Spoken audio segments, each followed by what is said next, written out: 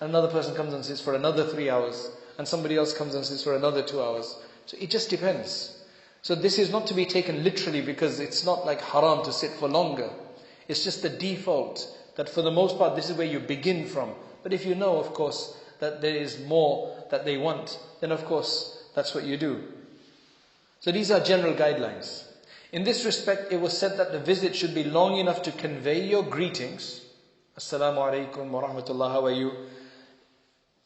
To ask the sick how he or she is doing, to pray for their recovery, and then to leave immediately after that saying goodbye. That's about 5 to 7 minutes. That would be generally. So I would say 5 to 10 minutes, generally speaking.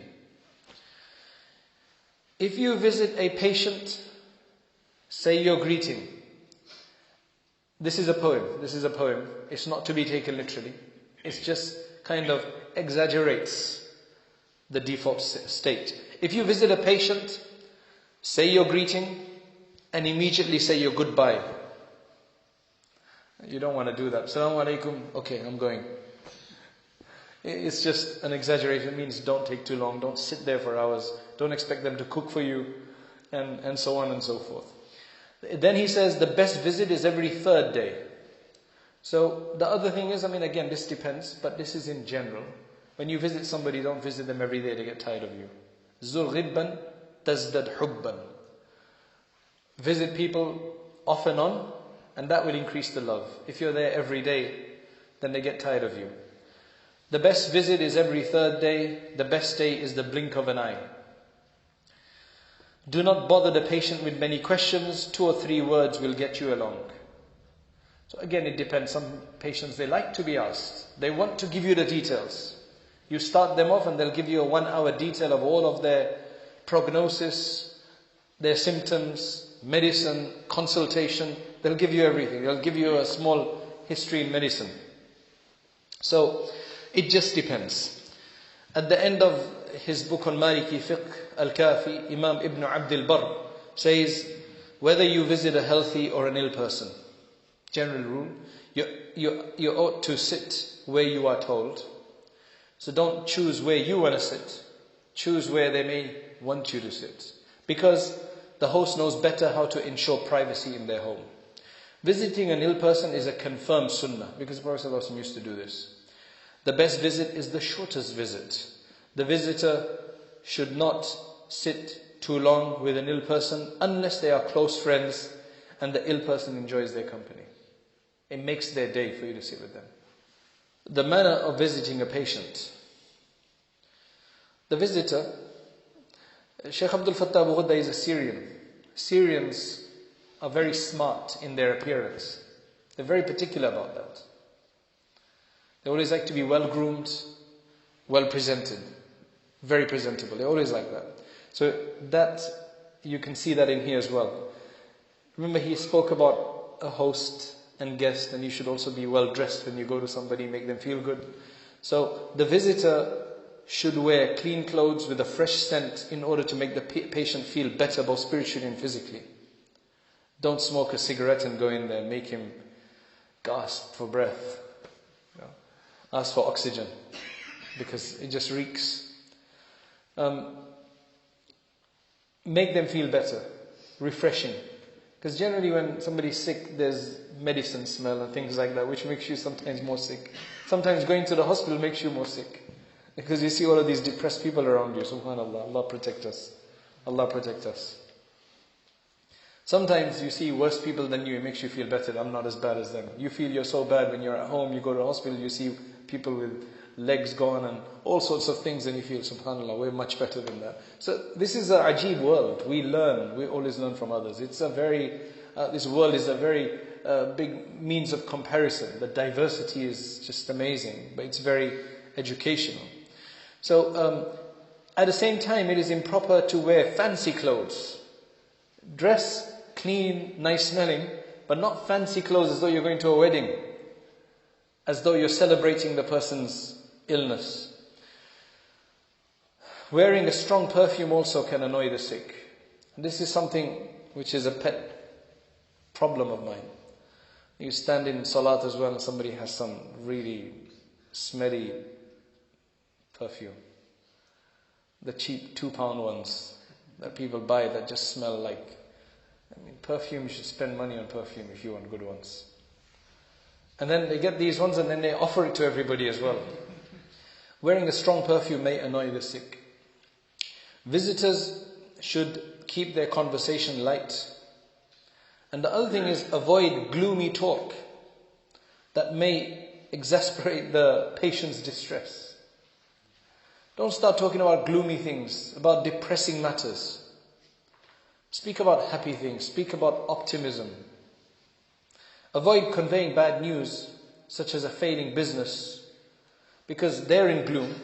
You're talking about a failing business, or maybe their business because you work for them or something like that. All the sales have been bad. Something like that. Subhanallah. A death or a similar bad news. Sometimes though, to comment on this, somebody is sick with a particular flu and it's going around. It's actually comforting sometimes to tell them that, it's going around. It's nice sometimes to know that it's not just you, but it's something that's going around. You feel less of a victim. This obviously is speaking about maybe an absence of enough tawakkul. Because a musibah is something which hits the mark, which Allah directs. Musibah, the thing which hits the mark, that's what a musibah is, a calamity. Also, visitors should not inquire about the details of the illness unless the visitor is a specialized physician. Now again, this just depends. If sometimes the ill person wants to tell you. Similarly, visitors should not recommend to a patient any food or medicine that may have helped them or somebody else. Their symptoms may be different. So today, we think it's helpful to give suggestions. Melons are very good for this. You should have some pomegranates. They're good for this. Honey is good for this. Black seed is good for this. Ajwa dates is good for this. Everybody becomes a bit of a prophetic medicine expert. Again, it just depends. Sometimes there are things that would be helpful. If you know that a person is overly dependent on certain medicines which have harmful side effects or something of that nature, and you know a better herbal remedy that generally works, then it's okay to mention these things. Such a recommendation may lead the ill person out of ignorance or desperation to try it, causing further complication, even death. Actually, the Sheikh's talking like a official doctor here. Don't use any other medicine. I would disagree there. Sometimes it is beneficial to have these herbal medicines and so on. One thing you don't do though is do not criticize or object to a treatment by the physician in the presence of the ill person, unless you can generally prove that the person is totally on the wrong track. The physician, and is administering the wrong medicine, is misdiagnosed. Of course, you have to have a lot of experience and knowledge for you to be able to discern that idea. For it may cast doubt in the mind of the sick. A lot of the time, part of the remedy is mind over matter. Now, the whole study into the placebo effect. A lot of it is that when a person feels that they're getting some kind of support or help, then it allows them to push their body to react to these things without realizing. It helps us psychologically. It's the system of Allah subhanahu wa ta'ala. So if you tell them something bad, then even though Allah may have placed some benefit in that, the person may protest against that psychologically. Now, if you do feel that there's a mistake in the prognosis or in the assessment, then it's better for you to privately discuss this with the doctor. It is recommended that when asked about our condition, now if we're the sick person, this is a very interesting point. If we are sick and somebody asks us, "How are you?" what should you say? Now, there's certain individuals, every time you meet them, they're always complaining about some sickness. There's one individual who I meet, And I'm only saying this as a ibrah, and it's taught me a lesson not to complain. Every time I meet him, I say, how are you? He generally says, I'm fine, but I've got this problem, I've got this problem, I've got this problem. He's always got a problem. Everybody has a problem, come on. What kind of life do we want in this world? To be 100% all the time? You're getting older, you're going to get problems. He's always got a problem. Now of course, mashallah, he does ask for dua. He's a bit of a learned person. He does ask for dua, etc. So I don't think he's complaining. I think he's asking for dua. However, just this depressing talk all the time of being sick. You know, a sick person should start by thanking Allah first, because we've got so many more things. It's not hypocrisy. We've got so many more things to thank Allah subhanahu wa ta'ala for. A small illness overcomes us and then we start complaining. The story of Ayyub alayhi salam tells us that even after everything, he said, well, this many decades I've been fine and Allah has gifted me with everything. In comparison to that, these years that I've spent in this is nothing. It's a comparison. When you know the real life is the hereafter and you're being rewarded during your sickness, then all of this becomes much easier. But anyway, it says that this is to avoid the appearance of complaining of Allah's will. This was the etiquette of the followers as reported by Al-Khatib al-Baghdadi in his Tarikh. In the biography of Abdul Rahman al-Tabib, who was the physician of Imam Ahmad and Bishr al-Hafi. Bishr al-Hafi and Imam Ahmad ibn Hanbal. This was the same doctor for both of them. Abdul Rahman said both Imam Ahmad and Bishr became sick and they were being treated in the same place. Probably in different rooms. When I visited Bishr, I asked how he felt. And he thanked Allah first. Then he proceeded to say, I've got this pain or I've got this problem. So he was telling the doctor, I've got a problem here, here. But he first praised Allah. When I visited Imam Ahmad, he then visited Imam Ahmad. And he asked how he felt. He was sick. But he would just say, I'm okay. On one occasion I told him that your brother Bishop, who is also ill, when I asked him about his condition, he thanks Allah first, but then he tells me about his condition.